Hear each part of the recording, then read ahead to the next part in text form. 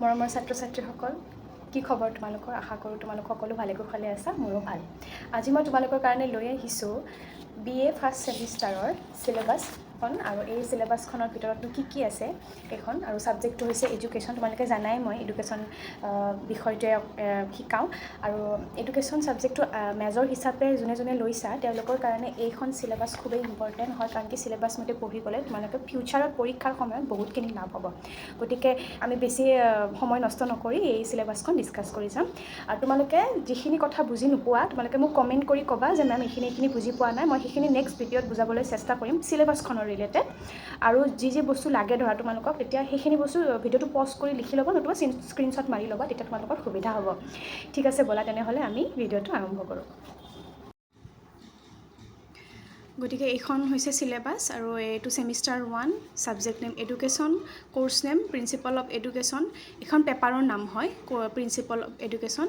ইয়াতে তোমালোকৰ total marks এইখন পেপাৰত মানে টোটেল মাৰ্কছ থাকিব 100ৰ ইণ্টাৰনেল 40 আৰু এক্সটাৰ্নেল 60।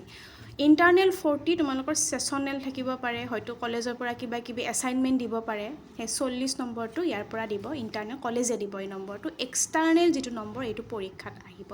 গতিকে এই পৰীক্ষাত এই 60 নম্বৰ তোমালোকে লিখিব লাগিব।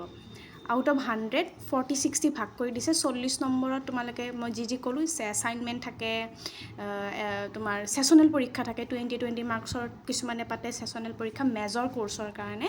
গতিকে তোমালোকে এইটো ঠিক সুধি ল'বা, তোমালোকে ডিপাৰ্টমেণ্টত গৈ মেম ছাৰহঁতক সুধি ল'বা। আৰু এক্সটাৰ্নেল 60। কোৰ্চৰ আউটকামছ এইখিনি আমি পিছত ডিছকাছ কৰিম। কোৰ্চটোৰ আউটকাম মানে কি কৈছে, এইখন পেপাৰখন পঢ়াৰ ফলত ছাত্ৰ ছাত্ৰীখিনিয়ে কি লাভ হ'ব, ছাত্ৰ ছাত্ৰীখিনিৰ কি লাভ হ'ব সেইখিনি ইয়াতে আমাক কৈছে। এতিয়া হৈছে আমি ইউনিটবিলাক আমি শিকি যাম। ইয়াতে ইউনিট আমাৰ কেইটা ইউনিট আছে আমি চাই লওঁ। ফাৰ্ষ্ট পেপাৰখনত টোটেল 5টা ইউনিট আছে। ঠিক আছে, আৰু এইখন হৈছে ছেকেণ্ড ছেমিষ্টাৰৰ যিখন আমাৰ second paper education and psychology. এইখনে পিছত আলোচনা কৰিম, প্ৰথমতে আমি ফাৰ্ষ্ট পেপাৰখনেই আলোচনা কৰি লওঁ। চোৱা, এতিয়া হৈছে আমাৰ মেজৰ মানে কি, যিটো বিষয়ত আমি অনাৰ্ছ লওঁ, অনাৰ্ছ লৈ সেইটো বিষয়ৰ ওপৰত আমি দক্ষতা লৈ নম্বৰ লৈ আগবাঢ়ি যাওঁ, সেয়াই হৈছে আমাৰ মেজৰ হৈছে আমাৰ এডুকেশ্যন। এইখন আমাৰ principal of education. Principal of এডুকেশ্যনে শিক্ষাৰ নীতিসমূহ, প্ৰিন্সিপালৰ অৰ্থ কি? নীতি হয় নাই? শিক্ষাৰ নীতিসমূহ। এডুকেশ্যন মানেতো শিক্ষা, আমি বুজি পাওঁ এইটো কথা, হয়নে? গুড। এতিয়া আমি কণ্টেণ্টছবোৰ কণ্টেণ্টছবোৰ আৰু ইউনিটৰ ভিতৰত কি আছে আমি মানে অকণমান ভিডিঅ'টো দীঘল হ'ব, কাৰণ কি এইটো আলোচনা কৰিবৰ কাৰণে অলপ সময় লাগিবতো। গতিকে তোমালোকে ভিডিঅ'টো অকণমান স্পীড কৰি ল'বা। এতিয়া হৈছে প্ৰথম ইউনিটটো হৈছে কনচেপ্ট অফ এডুকেশ্যন। আমি এডুকেশ্যন বিষয়টো আমি হায়াৰ ছেকেণ্ডেৰী লেভেলত আমি লৈছোঁ, যাৰ কাৰণে আমি মেজৰ হিচাপে BA ল'ব পাৰিছোঁ, হয় নাই? গতিকে এডুকেশ্যন বিষয়নো কি, আমি হায়াৰ ছেকেণ্ডেৰী লেভেলত বহুতখিনি আমি জানি আহিছোঁ। সেয়াই এয়া চোৱা, কনচেপ্ট অফ এডুকেশ্যনৰ কনচেপ্ট জানিবৰ কাৰণে প্ৰথমতে meaning, nature and scope of education. Meaning মানে হৈছে অৰ্থ, নেচাৰ হৈছে প্ৰকৃতি, স্ক'প মানে পৰিসৰ। এই মিনিং, নেচাৰ আৰু স্ক'প অফ আমি ইয়াতে শিকিম। ফাংচনছ অফ এডুকেশ্যন, শিক্ষাৰ কাৰ্যসমূহ আমি ইয়াতে শিকিম।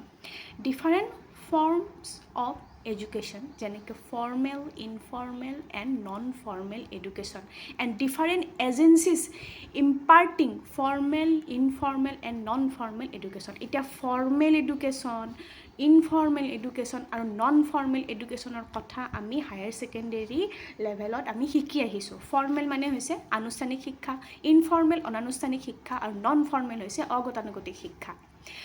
ফৰ্মেল এডুকেশ্যন আমি ক'ৰ পৰা পাওঁ? স্কুলৰ পৰা পাওঁ, হয়নে? স্কুল, কলেজ, ইউনিভাৰ্চিটিৰ পৰা আমি ফৰ্মেল এডুকেশ্যন আমি পাওঁ। ইনফৰ্মেল এডুকেশ্যন আমি ক'ৰ পৰা পাওঁ? আমি ফেমিলি, ফ্ৰেণ্ডছ, আমি অভিজ্ঞতাৰ পৰা, জীৱনৰ অভিজ্ঞতাৰ পৰা আমি যি শিকোঁ সেয়াই হৈছে informal education. Non formal education হৈছে অগতানুগতিক শিক্ষা। যিসকল মানুহে ফৰ্মেল এডুকেশ্যন কিবা ব্যক্তিগত কাৰণত বা কিবা কাৰণত আধাতে এৰিব লগা হ'ল, সেয়া মানুহে নন ফৰ্মেল এডুকেশ্যনত আধা হোৱা শিক্ষাখিনি কমপ্লিট কৰিব পাৰে। আমি ফিউচাৰত আমি ভালকৈ শিকিম আকৌ নন ফৰ্মেল এডুকেশ্যন অগতানুগতিক শিক্ষাৰ HS ছেকেণ্ড ইয়াৰত এটা ইউনিটে আছে ইউনিট 2 তোমালোকে যদি HS ছেকেণ্ড ইয়াৰৰ কিতাপখন আছে তোমালোকৰ লগত ইউনিট 2 তোমালোকে চাই ল'বাচোন তাতে নন ফৰ্মেল এডুকেশ্যনৰ কথা ভালকৈ আছে গোটেই এটা চেপ্টাৰে আছে এইটো next school and its manifold functions relationship between school and society এয়া আমি ইয়াতে শিকিম শিক্ষা স্কুল ছ'চাইটি এই তিনিটা বস্তুৰ মাজত এটা ভাল সম্পৰ্ক আছে আৰু সেই ফাংচনছখিনি তেওঁলোকৰ সম্পৰ্কখিনি আমি ইয়াতে শিকিম এইটো চেপ্টাৰত আমি শিকিম তাৰপিছত আছে development and present status of distance and open education with special reference to India development and present status বৰ্তমানৰ যিখিনি আমাৰ ডিষ্টেঞ্চ মানে দূৰত্ব অ'পেন মানে হৈছে আমাৰ যিটো মুক্ত শিক্ষা এই মুক্ত আৰু অ'পেন শিক্ষা এই শিক্ষাৰ বৰ্তমান ষ্টেটাছটো কেনেকুৱা আমাৰ স্পেচিফিকেলি আমাৰ ইণ্ডিয়াত এণ্ড ডেভেলপমেণ্টটো কি আমাৰ কেনেকুৱা হৈ আছে আমাৰ ইণ্ডিয়াত এই দুটা শিক্ষা ইয়াতে আমি শিকিম অ'কে এতিয়া আহিছোঁ আমাৰ ইউনিট নম্বৰ 2 লৈ যিটো হৈছে এইমছ অফ এডুকেশ্যন ইয়াতে আমি শিকিম শিক্ষাৰ লক্ষ্য আমি জানো ন এইম মানে হৈছে লক্ষ্য কিহৰ এডুকেশ্যনৰ concept and importance of aim of education মানে শিক্ষাৰ লক্ষ্যৰ ধাৰণা আৰু গুৰুত্বৰ বিষয়ে ইয়াতে আমি পঢ়িম ডিটাৰমিনেটছ অফ এইমছ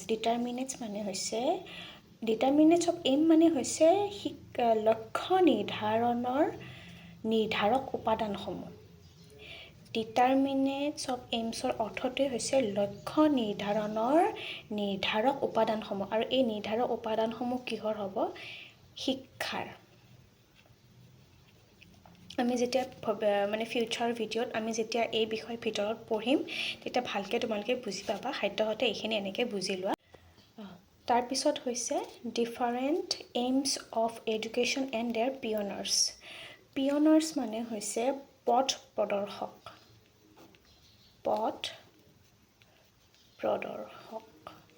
এতিয়া এয়া পথ প্ৰদৰ্শকেই হ'ব বা অগ্ৰদূত বুলিও কেতিয়াবা আমি জানো অগ্ৰদূত পিয়নাৰ্ছ মানে হৈছে এইটো অৰ্থটো জানি লোৱা গতিকে কি কৈছে শিক্ষাৰ বিভিন্ন পথ প্ৰদৰ্শকসমূহ কিহৰ শিক্ষাৰ লক্ষ্যৰ বিভিন্ন পথ প্ৰদৰ্শকসমূহ বা অগ্ৰদূত যিবিলাক আছে সেইবিলাকৰ বিষয়ে আমি ইয়াতে পঢ়িম তাৰপিছত আমি ইয়াতে পঢ়িম individual versus social aim of education মানে ব্যক্তিগত আৰু সামাজিক যিখিনি শিক্ষাৰ লক্ষ্য তাৰে ভাৰ্চেছখিনি মানে ডিফাৰেঞ্চখিনি বা পাৰ্থক্যখিনি আমি ইয়াতে শিকিম তাৰপিছত আমি শিকিম liberal versus vocational aim of education ঠিক আছে লিবাৰেল মানে হৈছে যিবিলাক আমাৰ মানে ব্ৰড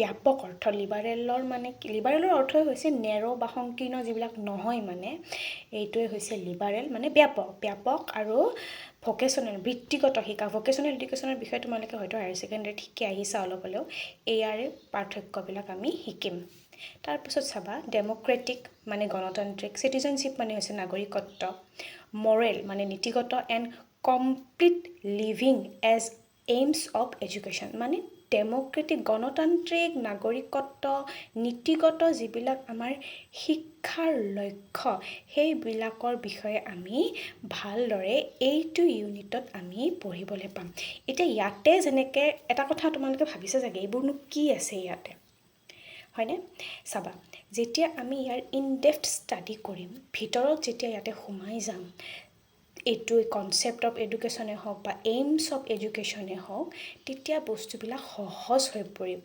ইয়াতে ওপৰে যি আছে সেয়াহে দিছে হয় নাই গতিকে তোমালোকে ইমান ভয় খাব নালাগে ঠিক আছে আমি এতিয়া এটা কাম কৰোঁ যে এতিয়া আমি অকণমান আজি ভিডিঅ'টো বেছি দীঘল হৈ গ'লতো গতিকে ইউনিট 1 আৰু ইউনিট 2ৰ চিলেবাছৰ যিখিনি ওপৰিখিনি যে আছে এইখিনি আমি সাধ্যহতে এতিয়া আলোচনা কৰি থলোঁ in my next video' I will discuss Unit 3 য'ত curriculum Unit 4 Discipline and Freedom and Unit 5 Democracy and Education ইয়াৰ বিষয়ে আমি ভালকৈ পঢ়িম মানে আমি ছাবজেক্টটো নপঢ়োঁ আমি চিলেবাছৰ বিষয়ে পঢ়িম গতিকে মৰমৰ ছাত্ৰ ছাত্ৰীসকল এতিয়া আমি ইয়াতে এৰিছোঁ ইন নেক্সট ভিডিঅ'ত তোমালোকক লগ পাম।